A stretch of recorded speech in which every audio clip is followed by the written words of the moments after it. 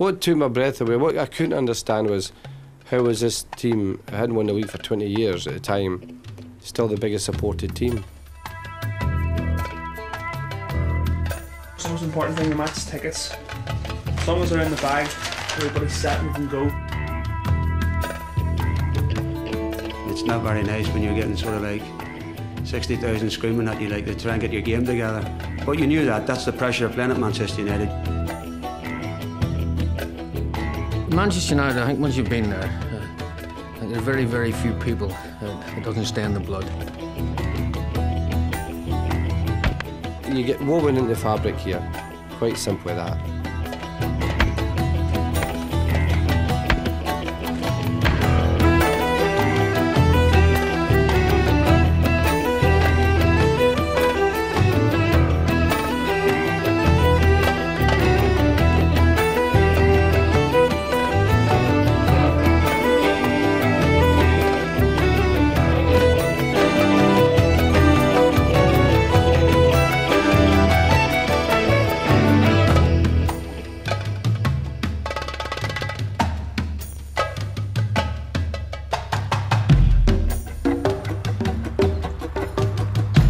Davy Spence on he is.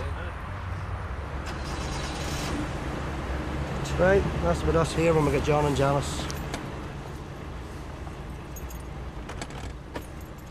It's a pilgrimage. It is the long trek. Some people in our branch would call it a 3-day camel ride.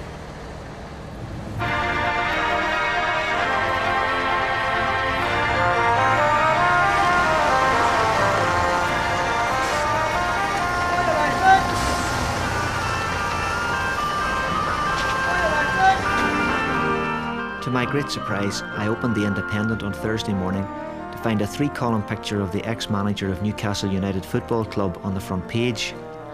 Even on a slow news day, this was some departure from tradition for a broadsheet. For myself, both as a football supporter and a Christian, 2 things stand out. There is no doubt that in football, as in other sports, money is changing the game dramatically. Clubs are now more dependent on selling franchise sportswear and attracting share investors than they are on the punters who file through the gates every Saturday. So Stanley and Jennifer must be going to be at the docks. Last night they were on the phone at 11 o'clock, what time we were leaving. Right, okay. So he didn't say where he was going to be. We're pushed for time when we go. We'll have to go because we can't wait any longer. We'll go.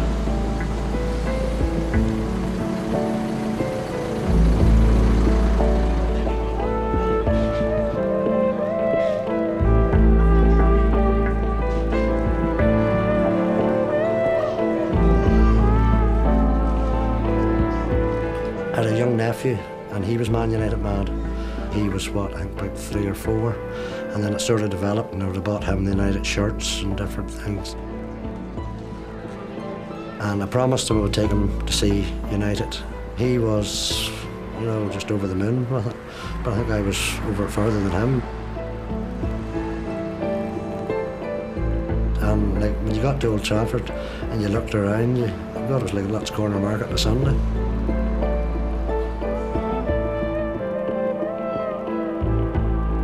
When he got about 16, 17, then he stopped going because he got interested in the girls, and that was him.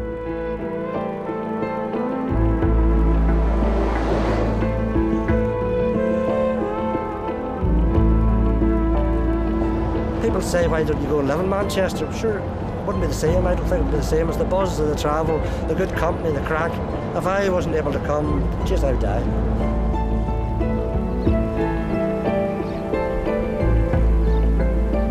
Across with a lad called Eric McMorley, got on the boat. I mean, I don't think either of us had been further than Bangor before. And when I jumped on a train from Liverpool, get to Manchester, it was an adventure, obviously, but it was a little bit frightening. These 2 skinny little 15-year-old kids went over to the great Manchester United in '61. Joe Armstrong, the scout, took us to meet the Irish lads that were there, to try and make us feel at home. And then took us to the digs. And that was supposed to be the start of our adventure. It didn't last very long. That first night we went to our bedroom about 8 o'clock, I think, and decided we we didn't like it. We'd only been there a day, and we were back home the following day.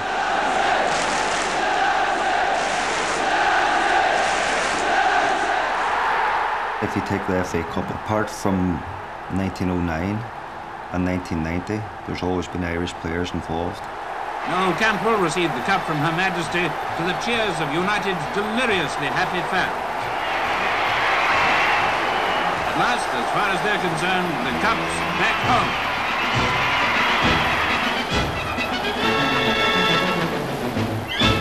Most clubs can claim Irish links, but none of them as strong as Manchester United. They have, at this stage, they have 52 players from Ireland that have played for them.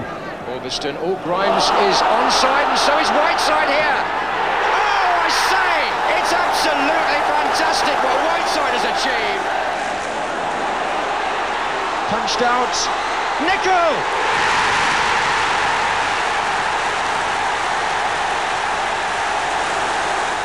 McIlroy's through.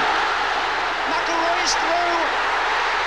And McIlroy has done it.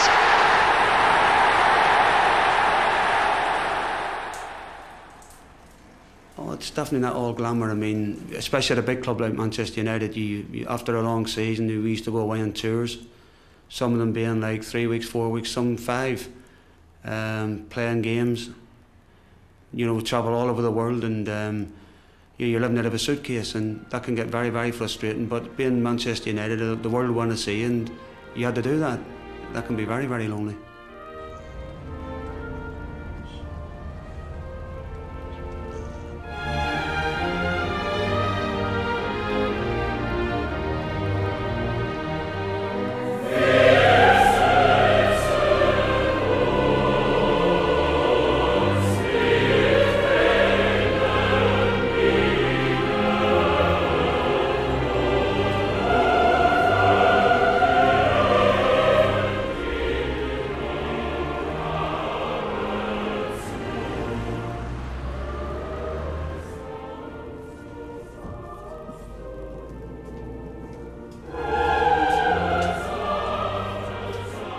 The Munich disaster, the day a team died, I was lunching round the Antrim Coast Road and stopped the car, heard on the radio that this plane had crashed. I simply couldn't believe it. I was stunned, I was bewildered, because on that plane were so many of my friends, players and colleagues. Here is the news. So far, we know there are 23 survivors after Manchester United's air crash at Munich this afternoon. These are the people so far known to have survived. Matt Busby, manager, it was pitch black, and the following players. And I thought, Gregg, Wood, I don't know what's going on. I must be dead. Blanchflower, Morgans, Berry, Charlton, Violet, and Scanlon. And I could feel the heat on my face and the blood, and I was afraid to touch the top of my head, because at the very start I felt something had taken the top of my head off, like, and you imagine like an eggshell, a hard-boiled egg. I was afraid to reach up. And then I thought, I'm not dead. And I started to crawl towards the small bit of daylight. It was burning a little bit here and there. I crawled over rubbish and over people to start with. One of the pilots came around to the side of the cockpit with a little fire extinguisher in his hand. And he shouted, "Run, you stupid bastard, it's going to explode." I heard a child crying. I heard a child crying. I shouted, "Come back," screamed, "Come back, there's people alive in here." And they just kept shouting, "Run, run, run." And I remember shouting, "Come back, you bastards, there's people alive in here." I turned from memory and I crawled in where I came from. And I was terrified, I was really terrified of what I would find. And I crawled a bit further and I found a baby. I crawled back to where I came from, got out of the hole in the aircraft and started to run shouting, "Somebody take it off me." And I went back and I found the mother. And she basically found me, because the thing just erupted inside and she came up from underneath a pile of rubbish that was smouldering and burning. I come out of the aircraft and I kept shouting, and I come around what was left of a wing, and I found Bobby Charlton and Dennis Violet. And I pulled them away. I didn't know whether they were living or dead. As far as I was concerned, they were dead. I don't know why I grabbed him by the waistbands or the trousers, pulled him through the snow and draped him over a lot of stuff that was lying there. And then I come around the back of the aircraft and I saw the worst part of it. I saw a house with the roof off and burning. I saw the rest of the aircraft like a huge dart sticking straight down into what was an inferno. And between that and the part of the aircraft I come out of, the next one I found was the boss. And from what I'd seen before I got there, he didn't look too bad. I'd seen a lot worse before I got there. So I propped him up as best he could.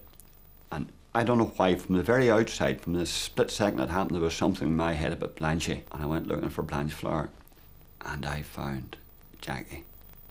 Jackie was lying 15, 20 yards from the boss. And he was crying. And the snow was melting all around him.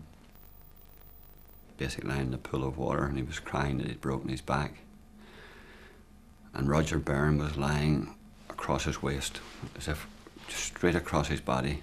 And Roger was lying there without a mark on him, and his eyes open.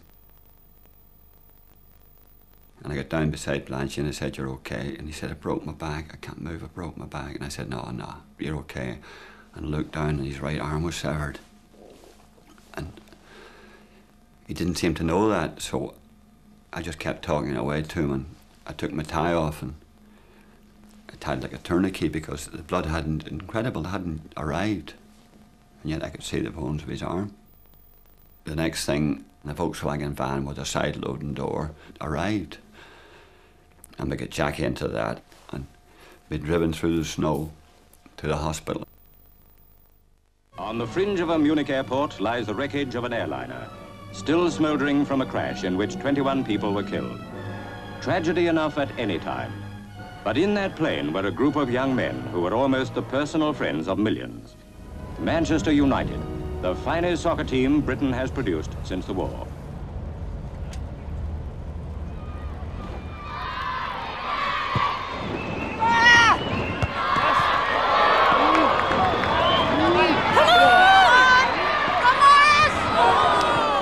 Coming May, David will be there 2 years on a YT scheme, and hopefully before then he will have a pro contract, which we don't really know what size it will be or what, and hopefully it works out well, that he gets what David wants and deserves. My dad always says, you have to work hard, keep the head down. It's all about attitude and working hard. His first years, you get boots to clean, the professionals, the Giggs, the Beckhams and all them, you get the boots to clean. As for the college, we have to go 1 day a week. It's in our contract, written in, so we'll have to go 1 day a week, study. The young David, I've known him from a long time, and when he signed for us as a kid at 14 years of age, and a very talented player. Originally he was a wide left player, but now he's a striker. Great finisher. He scored for the youth team on Tuesday night.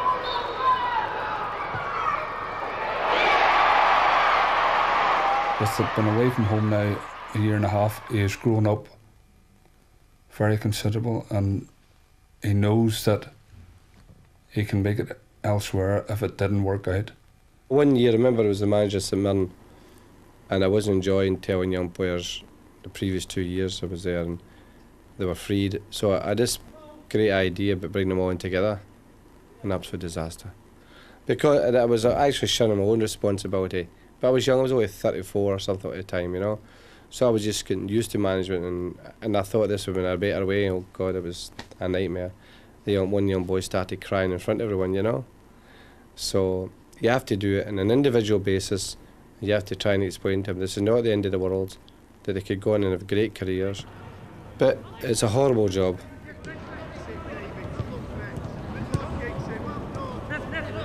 He's got to be the top manager in Britain, even Europe now, and he was the main part why I signed for this club, because the reassurance he gave my family that it was going to be okay. Everything about him, just youth policy, everything, you just can't fault it. Manchester United in those days had a reputation of being a family club, and it was. And it's got back to that today. with Alex Ferguson. He's brought it back.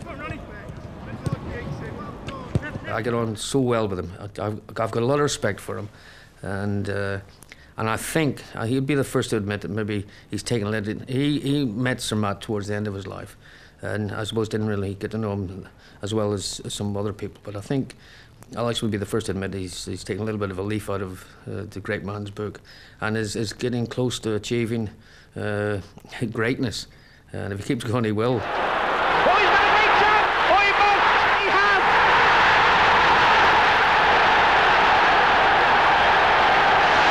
Manchester United had well and truly done it. They were supreme soccer champions of Europe. At last, Matt Busby, the maestro of Manchester United, had groomed a team great enough to beat Europe's best. That's one of the great achievements of all time in sport. Within the space of 10 years, he won it after losing almost a whole team.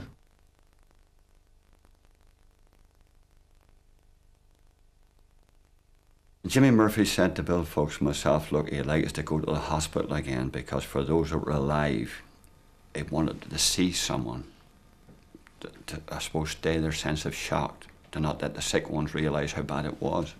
In hospital, I was in and out of the consciousness all the time, but I knew something had gone wrong, something had gone radically wrong, but I didn't know to what extent, and it surprised me it shocked me when I found out how far it had gone, because I thought I was the only one, or one or two, you know. We went through, it wasn't wards, it was theatres. It was theatres, and saw Jackie Blanchflower strapped up. Saw Albert Scanlon, I couldn't believe he was alive. I'd had to leave him. How he survived, God only mighty knows. Matt Busby in an oxygen tent. Jimmy put his head in the tent, talked a little bit, came out, and Professor Morris said, strong man, 50-50. To Duncan Edwards he said, strong boy, 50-50. To Captain Raymond, who had lost his leg, had taken off at the time in the crash. To Jackie Blanchflower, to all the rest, and he gave his human opinion. And when he got to Johnny Berry, Johnny wasn't conscious. Little Kenny Morgan wasn't conscious without a mark on him. And their biggest trouble with him, because he had no marks on him, they couldn't find out what was wrong with him. 18 and a half years of age, young right winger. When he got to Digger Berry, he said, against 75. But who am I? Am I God? Johnny Berry lived. Matt sent for me. I just mentioned names, and he either shook his head or nodded his head, whether they'd gone or were still there. I saw a German newspaper, but I couldn't read it because I couldn't read German, but I knew what catastrophe meant, and that was one of the headlines.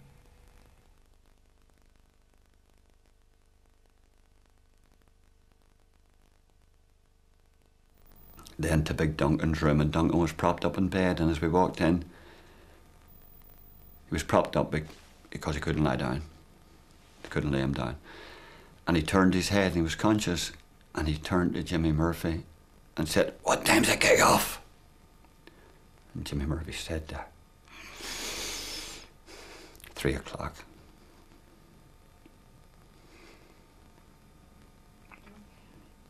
And he said, get stuck in. Matt, I don't know what his feelings were. I don't think he's put into paper or into writing what his feelings really were, but I think he blamed himself a lot. And he was a lot more sorrowful man after that than he had been before.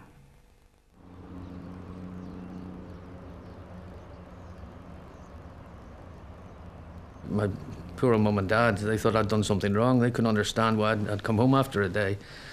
So they contacted the club and spoke to Sir Matt, and he assured them that there was no problem. It's just that we had decided to come home. And Sir Matt said, well, if he wants to come back, you know, we'd like him to come back and try again.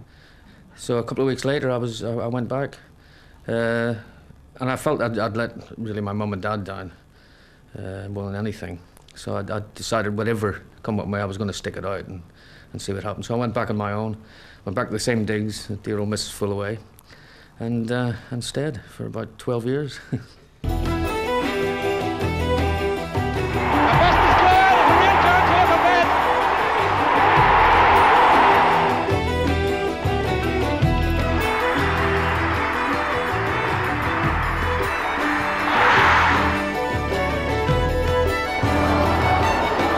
Driven wide. Yes! Comes the best.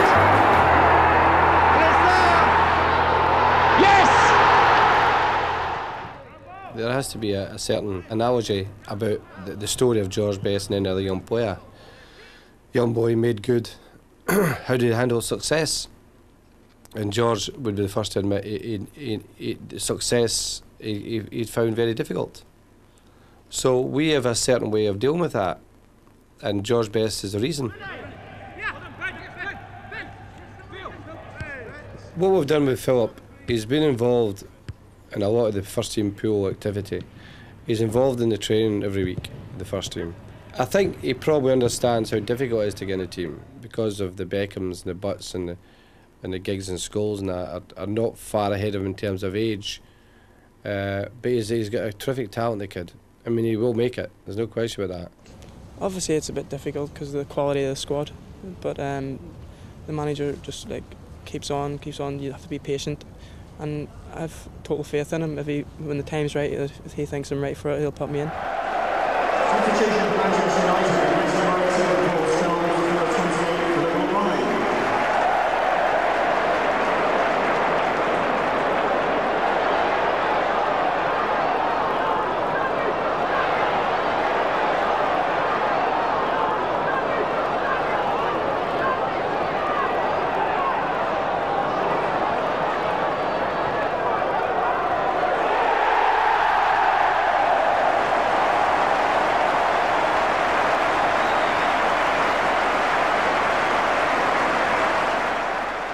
In 71, they had a mini derby on a Friday before the actual derby on the Saturday, and I remember Bill Folks, great servant for United. He was in charge of the reserve team at the time, and on Friday we were in training, just a little bit of a loosener and whatever, and Bill actually called me after training and says, "You won't be playing tonight.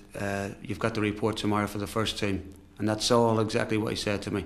And I absolutely went berserk because I wanted to play against Manchester City reserves that night. You know, it was always a great sort of a game, the derby reserve team before the actual derby the next day. And I went home that night and said to my landlady, Mrs. Barrett, I'm not playing tonight. And I just sat and moped all Friday night.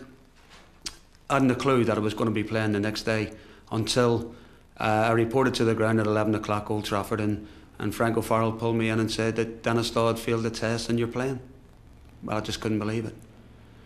I was the 12th name on the team sheet, just travelling to look after the boots and the kit. But Sir Matt was great. I mean, the way he did it, he could have told me a couple of days beforehand, but they thought maybe I'd not be able to sleep for a couple of days. So he basically told me an hour before kick-off that I was playing. And the funny thing was, I wasn't nervous at all. When he told me, I couldn't wait to get out there. And I went to the ground. A couple of my friends were coming to the game, and I went out, and they used to have a little tea place outside the old changing rooms in those days. And I came out and had a chat with a couple of my pals, and I was out there having a cup of tea with them, telling them I was playing. And I suppose about 2:45, Sir Matt sent somebody to look for me because he said there's a game at 3 o'clock. And I came in, just got changed, put my gear on, and went out, and there was 54,000 there. And I came out and I never had any nerves. I couldn't wait to get out, and I did exactly the same as I'd been doing since I was a kid. I went out and I did the same things. I was greedy. I had people screaming at me who'd been playing for 10 years. I wouldn't pass the ball to them. This is a great thing about Manchester United. If you're good enough, you will play in the first team. Sammy McIlroy is a product of that thinking. Now a third name is added to the list, Sam McIlroy, a boy from Belfast, only 3 months past his 17th birthday and getting... You come into the team as a teenager and never come out it. I've never known it like it. It was a magnificent game, a game I'll never forget. 3-3, and I actually scored United's first goal that day. Kids cross, O'Neill, Best, and McIlroy! What a day for the young Irishman! The thing about David is that we think he's got a terrific future. We've just put him now on a new 4-year contract. He's now professional, whereas up until last week he was an apprentice, a YTS boy. But we have to be one step ahead all the time. When we see one of the young players emerging, we have to do something about it. You can't allow his contract or the YTS form to expire and do nothing about it.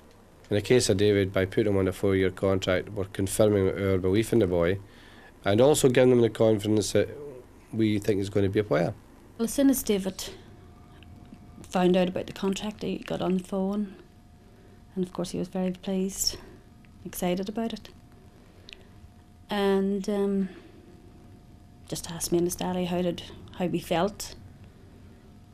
We said, "How do you feel?" He says, "It's just what I want." So we said, "Go for it." Not that there was any question that he wouldn't go for it, like, even if we had said no. I'm following in the footsteps of a lot of players that's already come from Northern Ireland. George Best, McIlroy, Nicol, Whiteside, they've all come from Northern Ireland, went over there. I do feel part of it in a way. Because you start at the top of the tunnel and the crowd can't see you, but as you come down the slope, the crowd on the opposite side can see you. So they start, and the noise starts when they see you come down.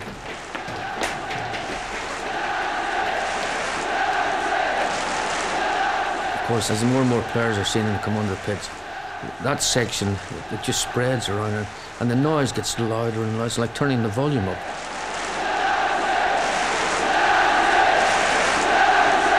And then the hairs on the back of your neck stand up.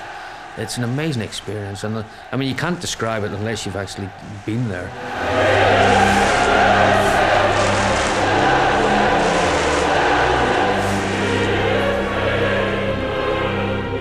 Here is a religion with weekend and midweek acts of worship. Its cathedrals are at Old Trafford, Anfield and Ibrox. Its prophets are commentators like Alan Hansen, Trevor Brooking, Alan Green. Notice, if you will, how often you hear of Saviours and of Judgment Day and of Revelation on football programmes, terms which would be considered bad taste in modern religious broadcasting. Its religious rites are performed naturally by its priests, gifted players such as Alan Shearer, Paul Merson and Eric Cantona. But its messiahs are its managers, Alex Ferguson, Ruud Gullit, Glenn Hoddle, to name but a few.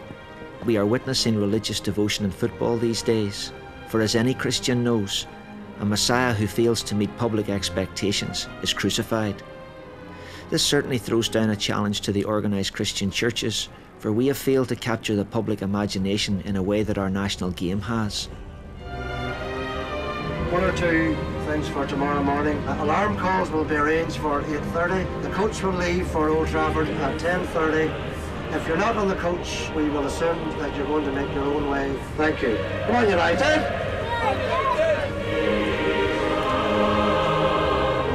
We're almost there. As you can see, we're just on our way down towards Old Trafford.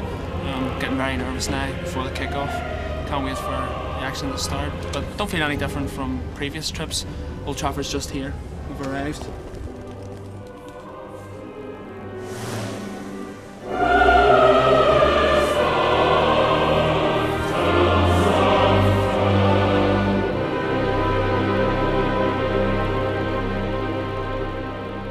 I remember climbing. I was so tired of going to the lift, climbing up the stairs in the Staff Hotel. As I got to the top flight of stairs in the dark, I heard the crying. I heard the crying of a child, Jimmy Murphy. Jimmy Murphy was sitting on the top flight of stairs in the dark, breaking his heart.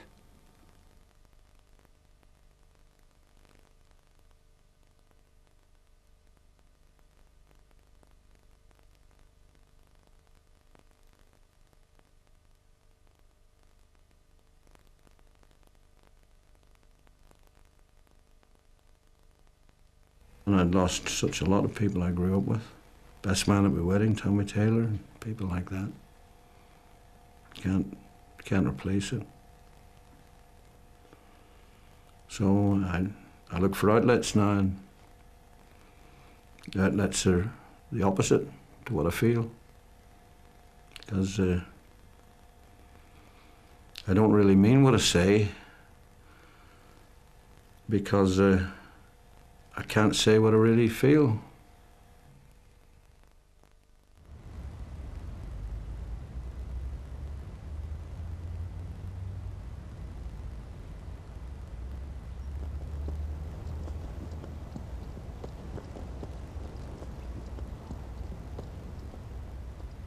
It took us to Manchester in a big Daimler. It's putting your life back together again. And the saddest thing of all for me was I wondered why the newspapers disappeared a week after I was home. The decorators were in.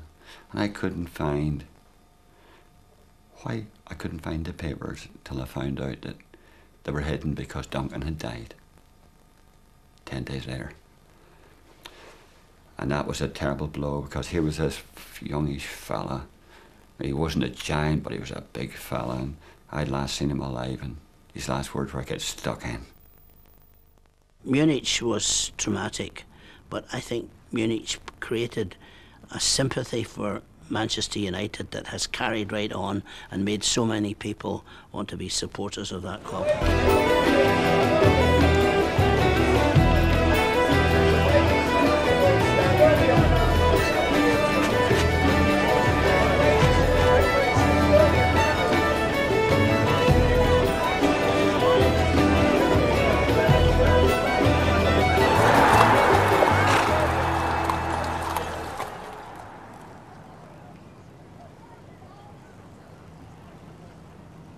The first match that they played immediately after the disaster, and they had a reshaped team, and I remember covering that game, and it's something that you'll always have in the back of your mind. It's something that will always live with me forever. We played our first game against Sheffield Wednesday, and it's there for people to see. The Sheffield Wednesday team were in the programme, but our team was a blank 11 places. And we played our first game, and I think it was 60-odd thousand in the ground and 70,000 locked out, and we won the game, went on from there. It was a terrible, difficult time for other teams in England at that time in the English League, because there was so much sentiment. You know, the dice was almost loaded against the opposition before a ball was kicked. It was such high emotion. I didn't really get to know till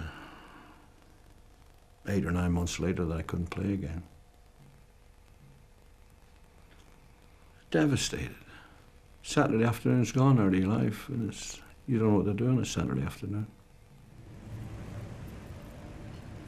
February 6th, 58. People will talk about it forever. The funny thing was, when I went there in 61, no one did talk about it.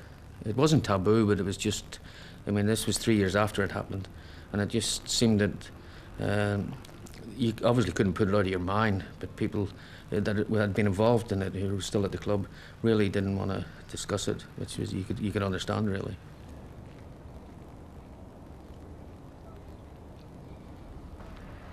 I remember I was out with a very, very, very naughty injury.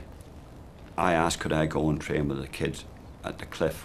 So I'm playing in this five-a-side injured, or getting over an injury, against a bunch of 14-year-olds. And this youngster came through and I'm down on my backside. I mean, that doesn't happen to me. And I thought it was a mistake.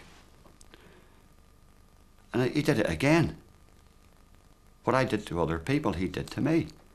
And the third time he did it, I said, "You do that again, I'll break your bloody neck." And that was George Best. I remember in a little kickabout one day, I managed to stick a couple past him and started dumping him a couple of times. Oh, I think if I hadn't been from Northern Ireland, I might have been gone. I mean, because he wanted to kill. I stopped doing it after that. Every time I went through against him from then on, I missed on purpose just so I could stay alive. Most people in the dressing room have a special thing about themselves, what they do and how they prepare and take hours at it. George would walk in, 10 minutes before the kick-off, the bus sweating. Not saying it, but sweating. Where's the little fella at?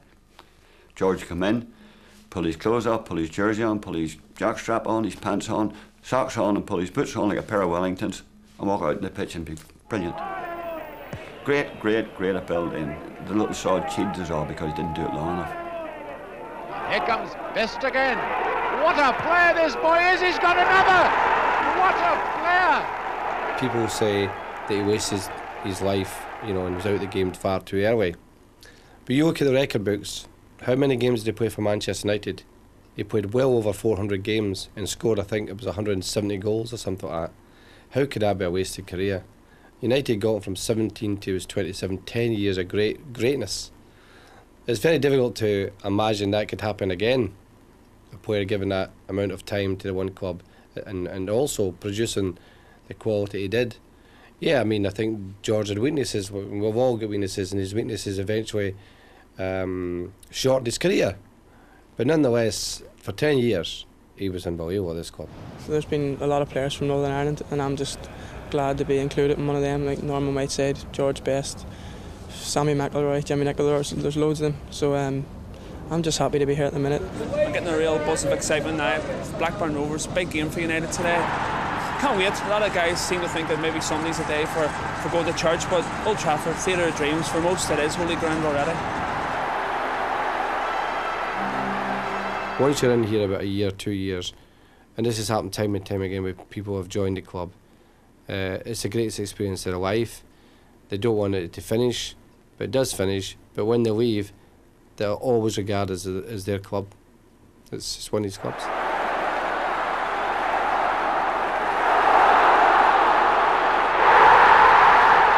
I missed the roar at Old Trafford, I missed the surroundings, and for 13 years you're doing the thing every day, and I was going the opposite way, going down the motorway into Stoke, and as I said before, it took a long time to get Manchester out of my system.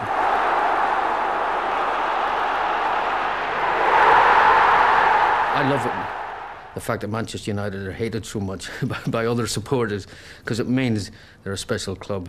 And once you've been there, particularly been there for a length of time, but even players who haven't, you know, I know players who spent only a couple of seasons there maybe, who still consider Manchester United as their club, which is lovely, and they'll always be my club. I mean, I'm their biggest fan.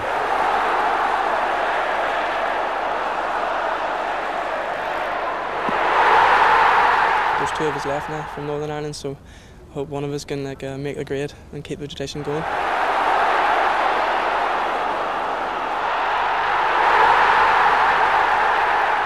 Match is just over. It wasn't the best game in the world. United won 4-0 without ever really being extended. The results, the all-important thing. We're back at the top of the league. We're going to go back now to the hotel and have a bit of a party. It makes the whole trip just that wee bit easier to go home after it. You know, it's really worthwhile. 4-0 win. Everyone's just buzzing.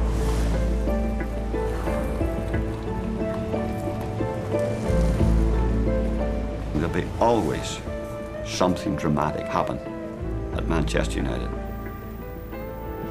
It's part of them. It's not something they go out and they try to work up. Like personality, you can't invent. You either have it or you don't have it. United has a personality all to itself.